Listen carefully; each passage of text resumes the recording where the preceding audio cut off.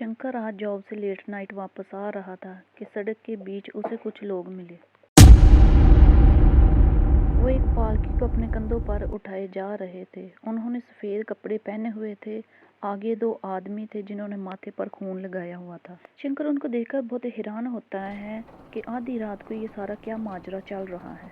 शंकर उनके एक साइड से गुजरने लगता है तो एक आदमी ने उसके बाजू को पकड़कर बोला, तुम हमारी माँ को सलाम किए बगैर जा रहे हो। शंकर खड़ा हो गया और हाथ जोड़कर माँ को सलाम किया और फिर जाने लगा कि सारी भीड़ पर दहशत छा गई। उनमें से एक शख्स ने शंकर का बाजू जोर से पकड़ा और बोला, तुम ऐसे नहीं जा सकते। ये सुनकर शंकर को बहुत गुस्सा आया और बोला, तुम सब किसी पागलखाने से भागकर आए, तुम सब मुझे डराकर लूटना चाहते हो। शंकर किचन में जाकर खाना गर्म करने लगता है। इसी गुस्से में 2-3 बर्तन भी तोड़ देता है।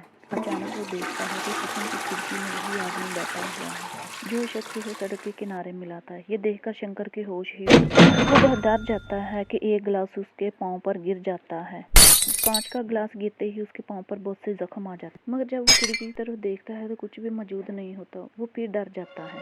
वो बड़ी हिम्मत करके खिड़की के पास जाकर खिड़की से बाहर झांकता है तो वो आदमी एक पालकी को लिए खड़े होते हैं। पालकी के अंदर शंकर को एक अक्स दिखाई देता है और वो अक्स एक औरत का होता है। ये देखते ही शंकर भाग जाता है और कमरे में जाकर देखता है कि उसकी बीवी वहाँ पर मौजूद नहीं है। जाकर फोन पर कॉल करता है तो फोन रिसीव करने वाले की आवाज उसी आदमी की होती है जो उसे सड़क पर मिला था। कॉल पर वो आदमी बोला, तूने हमारी माँ को सलाम नहीं किया, हम तेरी बीवी को नहीं छोड़ेंगे। सुनते ही शंकर पर खौफ छा गया और वो जल्दी से उठकर बैठ गया। उसने देखा कि इर्द गिर्द सारा कुछ नॉर्मल, उसकी बीवी भी सोई हुई है।